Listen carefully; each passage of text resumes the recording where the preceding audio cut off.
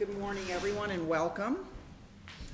For those of you who are not familiar with our procedures, we allow 20 minutes per side. If you are the appellant and you'd like to reserve a little bit of that time for rebuttal, just let me know and I'll try to keep track of that for you and remind you when you're about at the end of your time. Our first case this morning is LaSalle versus Florida Department of Children and Family Services. Good morning, Judge Kelly, Judge Bellini, Judge Guzan. My name is Jean Marie Honey, and I represent Mr. LaSalle and Platinum Benefit, the appellants in this appeal. And I would like to reserve 5 minutes for rebuttal, if I may.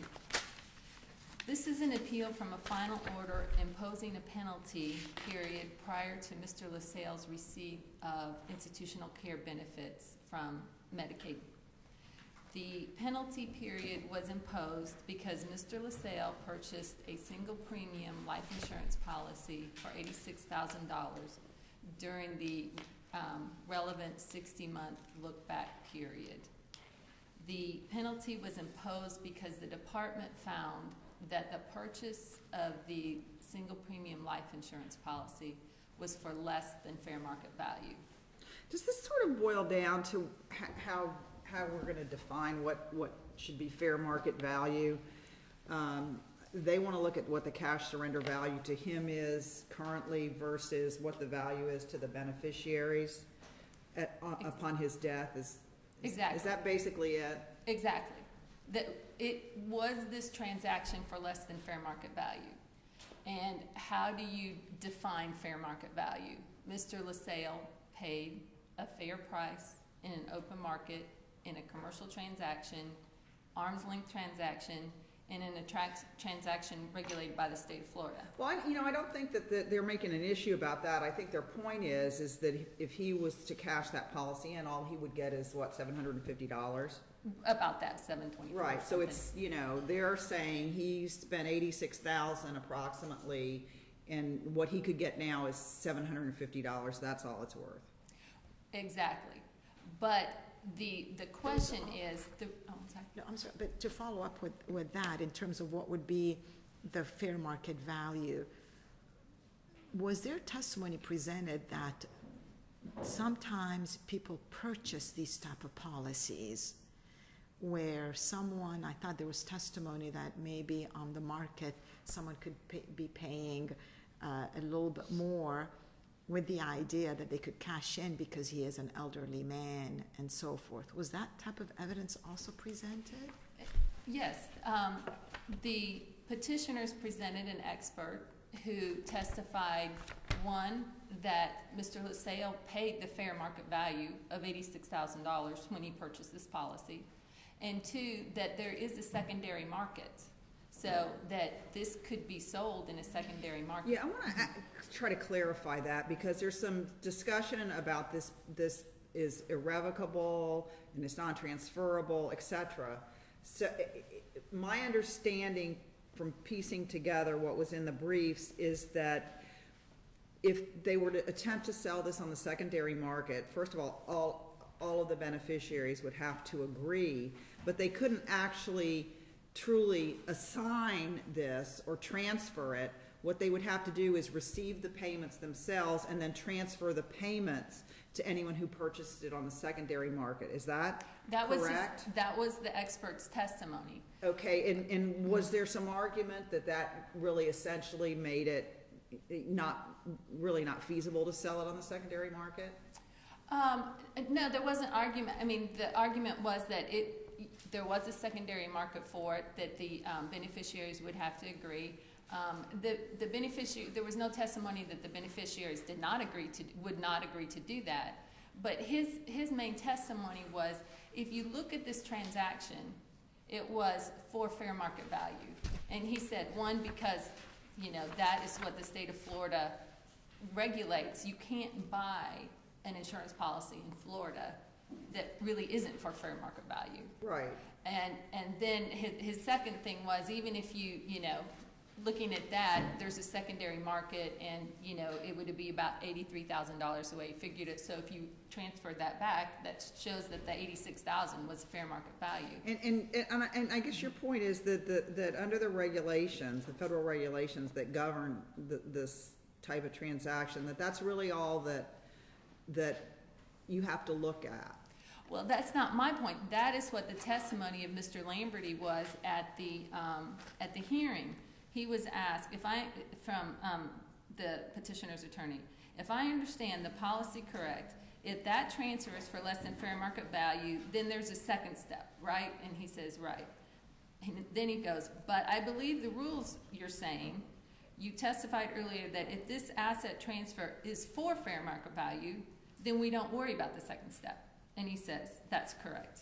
And that's on page 76. So the department's whole point was, this is not a fair market value. It was not for fair market value. Is that what the court relied? And I'm trying to understand, what was the court? That was the finding of the hearing officer. So the question becomes, is that the hearing officer made a definitive ruling that this was not fair market value. And right. You're taking the position, no, if you look at the evidence, there is really substantial competent evidence which was not disputed by the other side that this was fair market value. Exactly.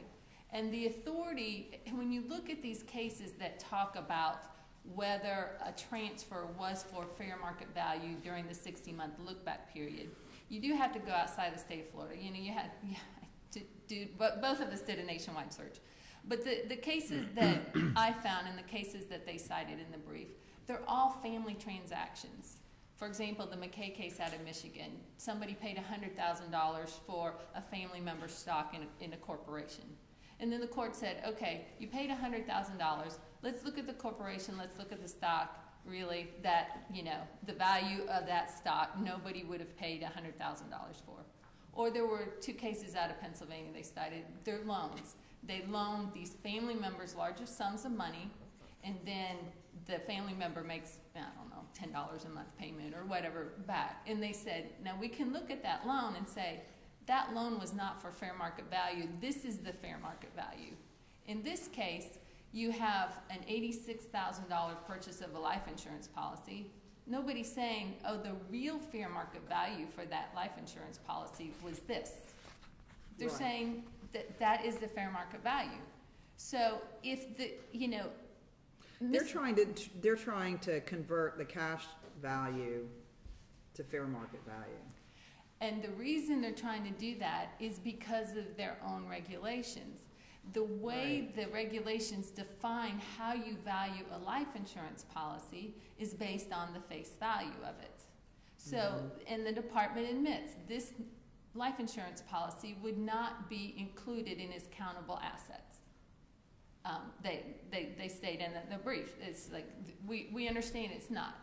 But if the department said, okay, we concede he paid fair market value, and we concede this is an exempt asset, but we're denying or we're imposing a penalty provision for this reason, which they don't, but the reason they chose was it wasn't for fair market value. And well, that's why I wanted to find out definitively, because I thought I missed something. Because if the testimony was, I think there was no contrary testimony as to this life insurance is really worth X amount.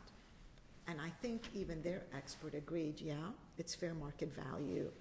And so the hearing officer's reasoning for denying this is what?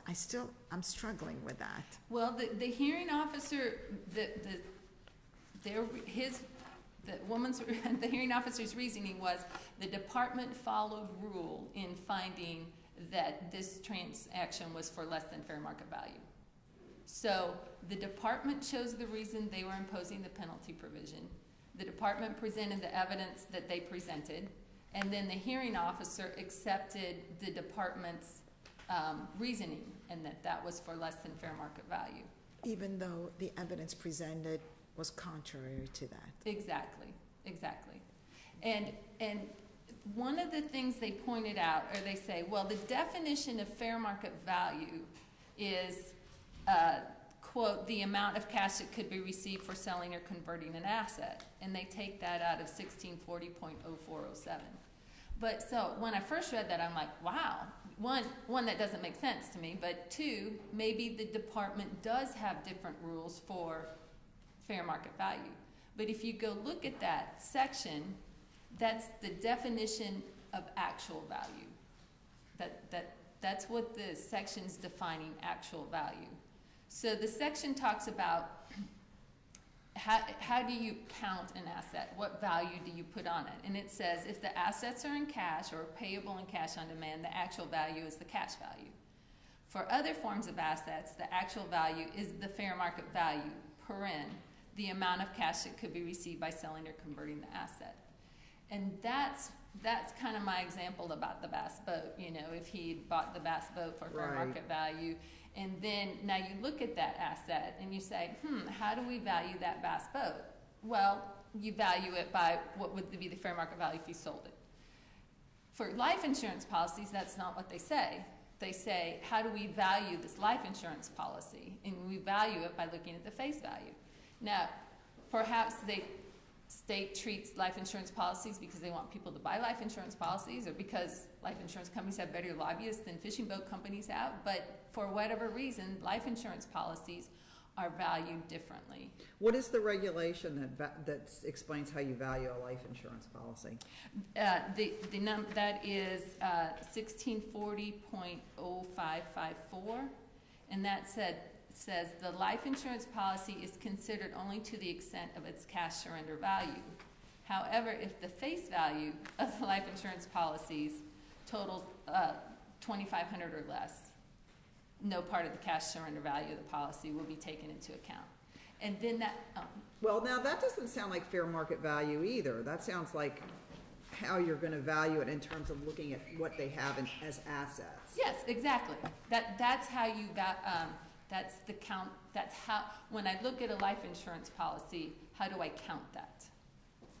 Okay, well then I think I'm misunderstanding what you're saying, because it sounds like that's what they're pointing to say this is only worth $750. Therefore, he didn't receive fair market value. Okay. This was a transaction for less than fair market value. So now you've confused me. Well, because it is confusing too. I mean, it's very confusing, but the reason that the penalty period was imposed was not based on 1640.0554, the definition of life insurance policies, because they say, okay, this is an exempt policy. Everybody agrees this is an exempt policy. We're imposing the penalty because it was transferred for less than fair market value. Mm-hmm. And that's 1640.0606 if something's transferred. So the department chose why they were denying, or why they were imposing the penalty. But there is no testimony that the fair market value is actually this versus this. And there's no regulation that defines how you determine fair market value?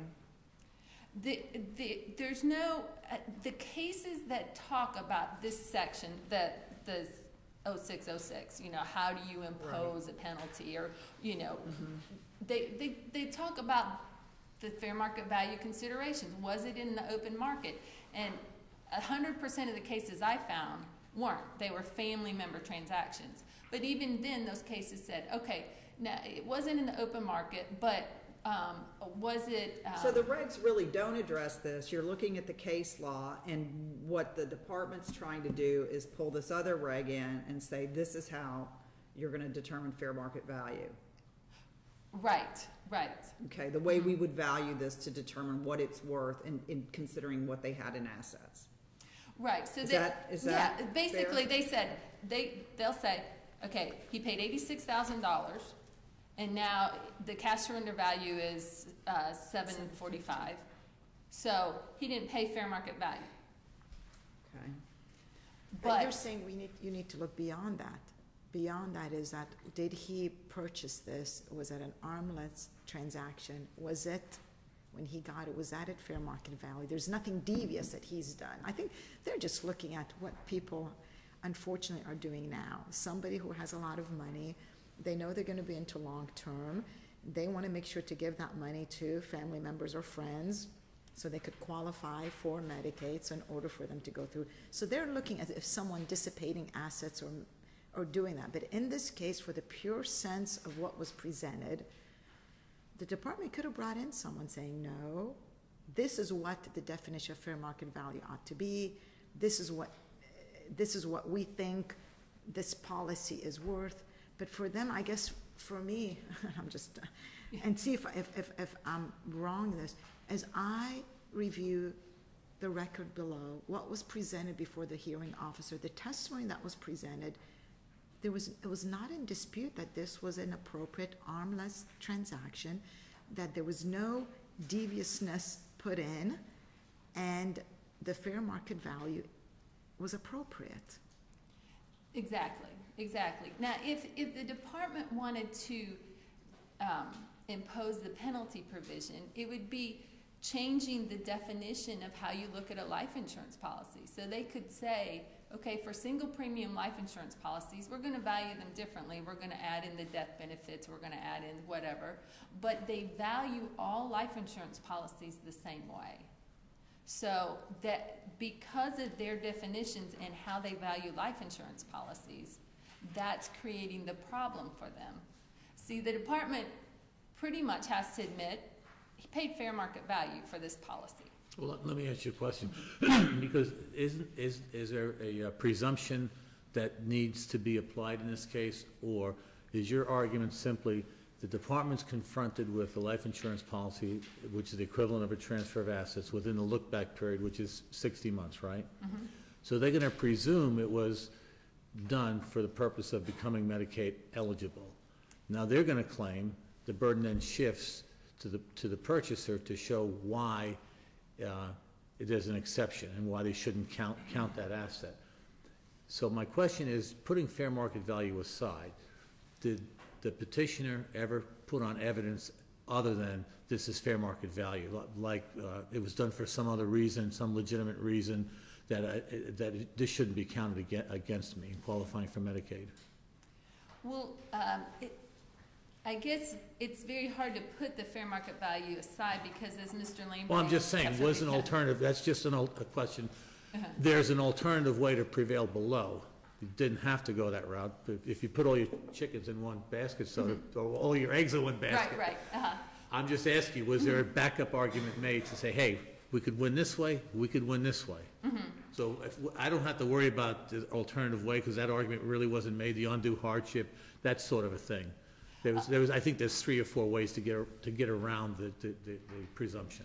And one of them is that he intended to pay fair market value for what he purchased, and there's nothing to say that he didn't intend to pay fair market value. But that usually requires some affirmative testimony. Did he testify to that effect? Mr. LaSalle did not testify. Was there affidavits or insurance agents or anything like that? I mean, it looks like this is a Medicaid policy. I'm assuming it's touted on the open market as become Medicaid eligible, purchases policy, it meets all the regulations, et cetera. And then lo and behold, the department reads the same ads, let's say, and they come down, hey, baby, this is a loophole. But really, if it's allowed, the term loophole is a misnomer, right? Exactly. I mean, it's using their own definitions to take advantage of the definitions. Right. And, you know, it's Medicaid planning. It's kind of like Burger King going overseas to avoid paying United States taxes. You may not like it, but it's perfectly legal, right? Right. And it could be closed. And I know we're taking up your time, but I did want to let you know, no, feel free to use it however you like, but I'm just letting you know your 5 minutes. I'm 5. Well, I'll sit down there. Thank you. Thanks.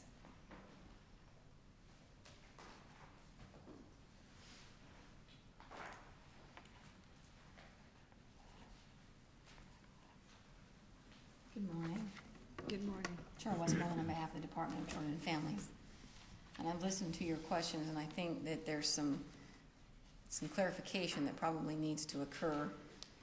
The issue below is not whether or not the department conceded that fair market value was received, because the department never conceded that fair market value was received. The department conceded that a fair price was paid for the life insurance policy, which would pay out almost as much as what was paid in for it over the life of the beneficiaries should they survive the purchaser of the life insurance policy, which is Mr. LaSalle, the petitioner. The issue is in an asset transfer, when you're applying for Medicaid benefits, specifically the ICP benefits, because that's the ones that are more closely regulated by the Social Security Act. When you're transferring assets prior to applying for these ICP benefits, we have to look at, one, prior to the application, what do you have available to you in terms of assets? Okay, typically people have, most folks they have a house, they have a car, they have cash in the bank, might have stocks, bonds, etc. We have to look at the value of those assets and then determine which of those assets are fully available to the applicant. If they're fully available to the applicant, if they exceed the cap, which is the $2,000 asset cap, if it exceeds that, then they're not going to qualify for the ICP benefits. Now, if they transfer part of that asset, so for example, in this particular case, the petitioner had $86,000 approximately in cash available to him. All of it was available to him in a bank account.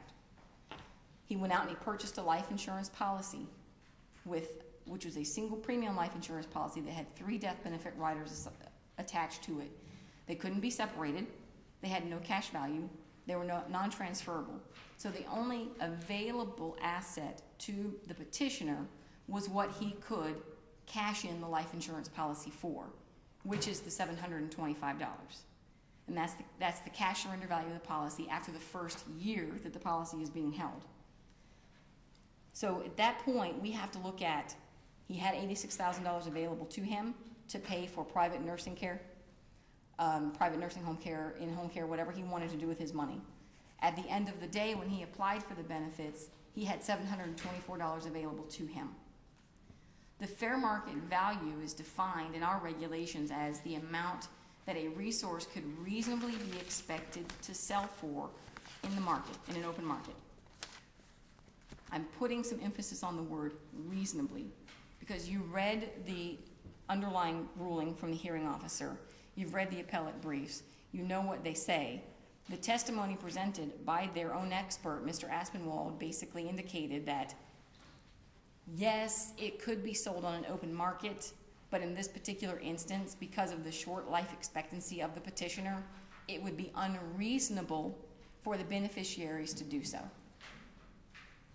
It would also be stipulated by the fact that you have to have all 4 parties sign an agreement to sell. That is the petitioner himself, the applicant, and the 3 death benefit rider beneficiaries, his children. Their expert also testified that he didn't feel like any of the beneficiaries would actually agree to sell because, again, of the short life expectancy of the petitioner. He's not expected to live another 20 years, which means within a short amount of period, they're going to get their payments anyways. It's going to start coming to them. So their own expert, although he said, yes, on an open market and a secondary insurance market, you could sell it for roughly $83,000. However, in this particular case, it's not really reasonable because, and he gave the reasons why. Your applicant's not going to live very long. The kids are going to start getting their money. Why would they divest themselves of a resource that they're going to get approximately $86,000 plus interest in exchange for $83,000? And like you've indicated in your questioning, in order for that sale to actually work effectively, you have to rely on the beneficiaries to take the money when the death benefit riders start cashing out, when they start getting their payments because Mr. LaSalle has passed away. They have to rely on each one of those death benefit rider beneficiaries to turn over their payments. So they get their $300 a month and they say, okay, now I got to turn it over to Mr. X Bank as the trustee of this investment that's now purchased this policy for $83,000. That's not really reasonable in an open market because you're relying on, the good faith of someone who has cash in their hand versus someone who doesn't. And their own expert said that's not reasonable either. Their own expert also went on to indicate that based on the fact that under the definition of the assets in the Supreme Court rulings, life insurance policy is an asset. And as an asset, you should be able to do whatever you want to with the asset. But these assets were specifically limited. They said you cannot transfer, you cannot assign, you can't sell, You can't do anything with it. You can only take the payment when Mr. LaSalle passes away. He went on to intimate in his testimony that he thought that that was an illegal policy because it says you can't do anything with it. Because he says as an asset, you should be able to do whatever you want to with it. If you have a car, you can sell it to whoever you want. If you have a house, you sell it to whoever you want. If you have a life insurance policy, presumably, you sell it for whatever you want. Now, how did the presumption come into play below? How did the presumption of the... I mean, was this a presumption-driven outcome or a definition-driven outcome? Or a little bit of both? It was a little bit of both. When they looked at what was available to him prior to his application for the ICP benefits, the $86,000 in cash, then they looked at what was available to him after he transferred that money to whatever resource he transferred it to. Whatever was available to him is what he could sell it for on the open market, which was the cash. But I'm trying to understand, there's a couple of different concepts here, and I'm trying to understand how this all fits together. It seems like to me the issue of whether there was a transfer for less than fair market value is what triggers the penalty provision. So you're looking, was there a transfer of assets and was it less than fair market value? So that's one concept. And then the other is, what did someone have, what assets did they have available prior to applying, and what did they have after? What are their assets? And that's an issue of their eligibility to receive these benefits. Mm-hmm. Okay, how does all that, I don't understand how all that fits together, because those seem like two different concepts, and they're being sort of melded together in this case. They're not very different concepts. I mean, I see where your confusion comes in, but they're not very different concepts. In the example of the petitioner, the appellant put in their reply brief, if they bought a boat for $86,000, then the boat would be an included asset, because he could go out and sell that boat for the same amount that he approximately. But let me go to the boat example, because that's an easier one for me, actually. Okay, you're looking, what does this person have available? Are they eligible? Well, they've got this boat. It's worth $86,000 or $83,000 or whatever. So no, they have assets in excess of $2,000, so they're not eligible to apply for this. So you're not even looking at the nature of the sale transaction or the purchase transaction of the boat to see whether it was, you're not even looking at that, because you're just looking at what they have available to them. Right. But here, we're looking, first of all, was there a transfer for less than fair market value? Uh-huh. But we also are looking at what does this gentleman have available to him in terms of, is he eligible or is he not eligible? So it seems to me that you're borrowing from this, what does he have available to him? And you're using it to determine whether the transaction was for less than fair market value. Well, it goes into the actual analysis that we have to apply when there's been any transfer. Okay. Okay. If for instance I had $86,000 in cash in the bank, and then I went out within that 60-month look-back period and purchased a car from my daughter, and I paid her $86,000 for the car, but it was a 1993 Toyota Camry that was probably worth $8,000. I would argue that y'all would clearly see that that was not fair market value for the Toyota Camry. So I've divested myself of $86,000 in exchange for an $8,000 car. Because when I take that Camry from her, I can turn around and sell it for the $8,000 that it's actually worth, the book value of it. Right. Okay, that's what's available to me at the time I apply for it. Right. So then you're going to find a period of ineligibility because of that. That is correct. Because of the transfer. Yes. Okay, that was for less than fair market value. Mm-hmm. So it goes back to the whole crux of this is fair market value. I mean, as I see it, that's the whole issue here, because you're taking the position that, and it really goes part and parcel with what Judge Kelly is saying. What does he have available? He had this $83,000 or $86,000 cash available to him. Mm-hmm. You're taking the position that that money he used to purchase his life insurance. And because he purchased his life insurance, the question becomes, was that at fair market value? Because after he purchased that, what is he left with is nothing. Because if he tries to surrender, he gets nothing. Correct. There's death benefit that's going to other people, he can't take that back. Correct. So basically, he has absolutely $750 that's available back to him. So it goes back to the initial question, was it appropriate at fair market value? And maybe I'm looking at it simplistically. I go back what has been presented before, what facts were presented before the hearing officer, what testimony was presented, and I go back to what your witness, did he, you gave it a different definition. As I read his testimony, I took it to mean that he conceded that this gentleman paid fair market value for the policy.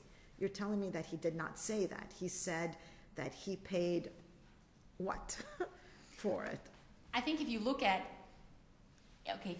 for instance, the case law that they presented in the underlying case, the Supreme Court case, the Guggenheim, or whatever case it was, I believe, they indicated that the fair market value of a life insurance policy is defined at the purchase price of the policy. Okay, but that case is strictly limited to tax laws. Okay, so if you go out and you purchase a life insurance policy, and you know as well as I do, you go out and buy a whole life insurance policy and you're 70 years old and you purchase it for a set amount of $100,000, you can take cash out from that whole life insurance policy at some point. But we're not dealing with that. Here Right. we're dealing with a different, let's focus, I'm trying to find out what facts, what evidence was presented to the hearing officer. Did the hearing officer's conclusion was based on substantial competent evidence as to this fair market value? This, what I think, is the ultimate issue here. And I agree that it was. Okay. I think that it was, and this is why. Because their case law, you've got two different concepts here of fair market value. You've got one that's under the Social Security Act, which is where we fall under, which is the 1396 on the Social Security Act. And then you've got their definition, which is the Internal Revenue Code, which says that the fair market value, because we're specifically focusing on a life insurance policy. The tax code says the fair market value of a life insurance policy is the purchase price. Under the Social Security Act. What under Social Security defines fair market value? Under Social Security Act, the exact definition of fair market value is the amount that the resource could reasonably be sold for on an open market. Reasonably sold for. Okay, so that's where you go back to the expert's testimony that It's not reasonable. Theoretically, it could be sold, but it wouldn't be reasonable That's correct. because of all the restrictions on it and because of the short life expectancy of the insured. That's correct. I mean, if he had purchased this at the age of 45, I think Okay, we where would do have I been a go different look posture. in the Social Security Act to find this definition of fair market value? That is going to be under 42 USC Section 1396 P. Okay. And in our interpretation of that, which is basically from what I've read in the rest of the Florida Administrative Code, is kind of verbatim for what the Social Security Act says, can be found in... And let's look at that, because I have it pulled right here. So You have the Social you're Security Act or looking, the Florida Administrative Code? no, the one that you just referenced, the 42 USC 1396P. Okay. You're looking at the very, it's big C, that a satisfactory showing is made to the state that either little I, the individual intended to dispose the assets either at fair market value or for other valuable consideration. Comment, to little I, the assets were transferred exclusively for a purpose other than to qualify. That doesn't apply. Or 3, all assets transferred for less than fair market value have been returned to the individual. But there's no definition of fair market value in that. No, I don't. I have there, with the way, I don't have the Social Security Code in front of me. I have the Florida Administrative Code, which Okay. basically interprets Social Security Act. Okay, and refer us to what number, where are you referring to? What number? 65A-1.712. Specifically, it's under,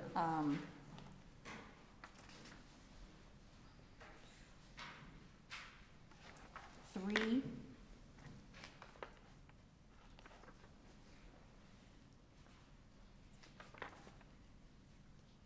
D. The 5. The hearing officer has it, and that's one that the hearing officer has in the order? Yes. 65A, okay. Yes.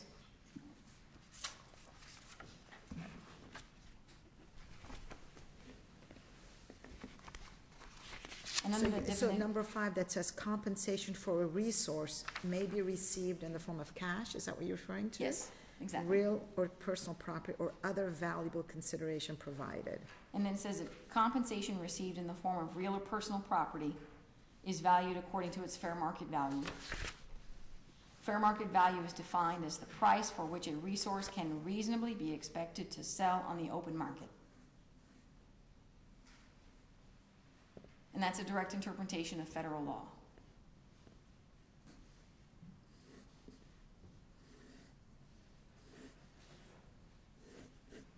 Thank you. And keep in mind that the legislature has made other arrangements for types of asset transfers that are perfectly legal under the Social Security Act and still qualify a person for Medicaid. You have your qualified income trust, you have your personal service contracts. Those are the ones that have been specifically approved by the Social Security Act under the OBRA of 1993.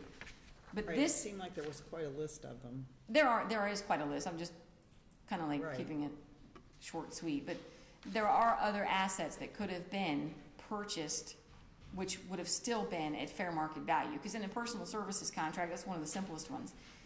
You're getting a value out of that that goes beyond what your cash surrender value of a life insurance policy is.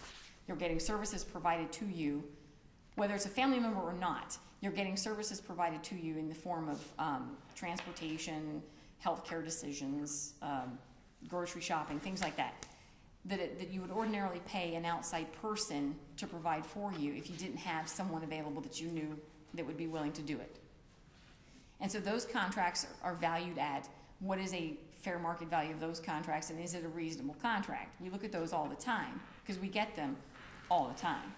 And I review probably 5 or 6 of them a week to indicate, is it fair market value? Is it a reasonable amount per hour? The life expectancy is met under the actuarial tables, things like that. So when they purchase, then when they put their $86,000 to this provider, are they going to get that back in return? Well, yes, they are, because over their life expectancy under the actuarial tables from Social Security, 7.25 years or whatever it is, at $21 an hour for 40 hours a week, then you come up to your $86,000 before that person actually passes away. Here, before this person is going to be expected to pass away, they may or may not get the $724 if he holds on to the life insurance policy for the first full year. If he dies within that year, then of course the payout is $1,000 to whatever beneficiary he selected, and then the rest of it goes to his children in the form of the death benefit riders, which have no value to him. And that was the whole crux of the case, is what he had available to him. He divested himself of that availability in order to get an asset that was excluded, which is a life insurance policy, because there's no question that under our regulations, a life insurance policy is excluded to the extent of its cash surrender value, up to $2,500. There's no question. So in this particular case, the cash surrender value was $1,000, well, $724, but the face value was $1,000. So there's no question that was an excluded asset, but he did so at the risk of, at the expense of getting rid of the rest of the money in order to qualify for Medicaid. And that was the problem. And no, to answer the question that Judge Valenti, that you asked earlier, there was no other evidence presented that it was for some other purpose other than to qualify. Okay. It was, they strictly limited it to fair price versus fair market value. Right. Thank you.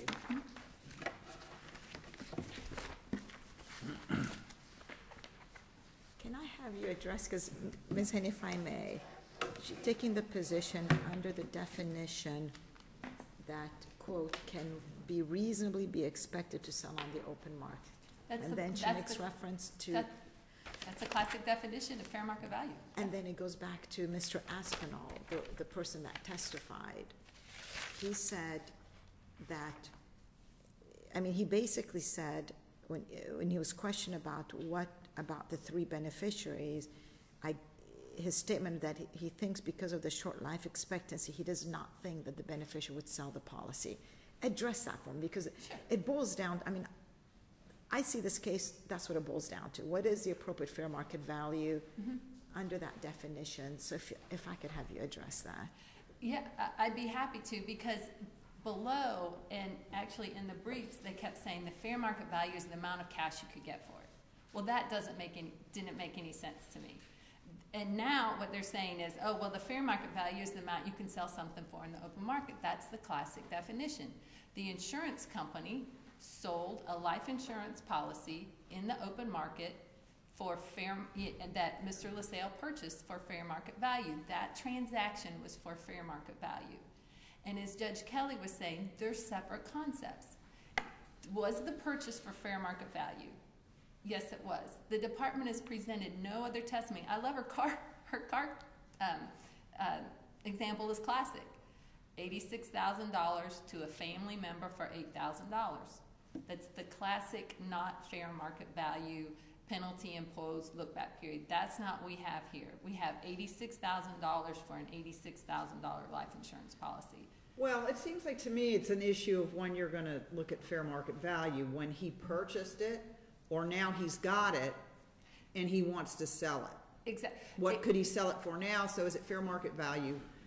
What you could purchase it for, what you could sell it for in the secondary market, or do you look at fair market value when he initially purchased it?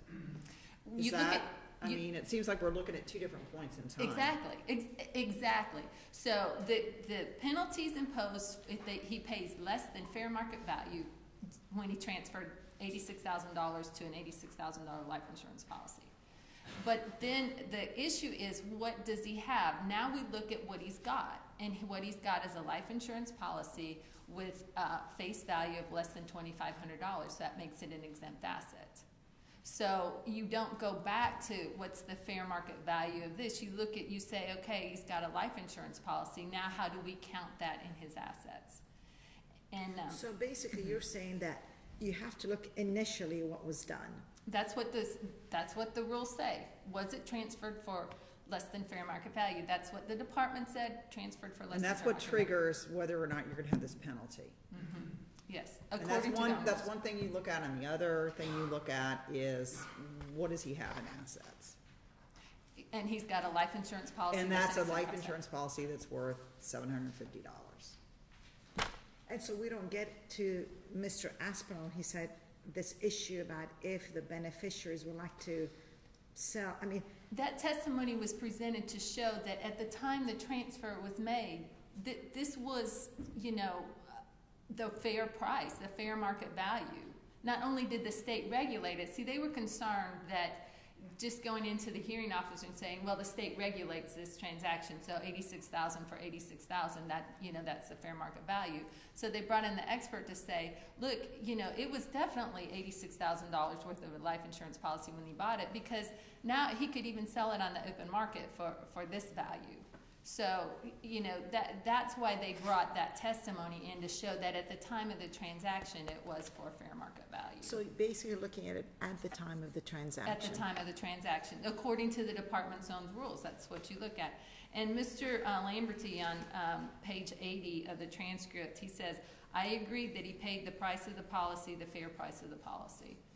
So that, you know, and the department could, they chose the provision under which to impose the penalty. And the penalty was imposed because he purchased a policy for less than fair market value. And Mr. LaSalle's argument on appeal is he purchased the policy for fair market value. Thank you. Interesting case. It really is. Thank you both.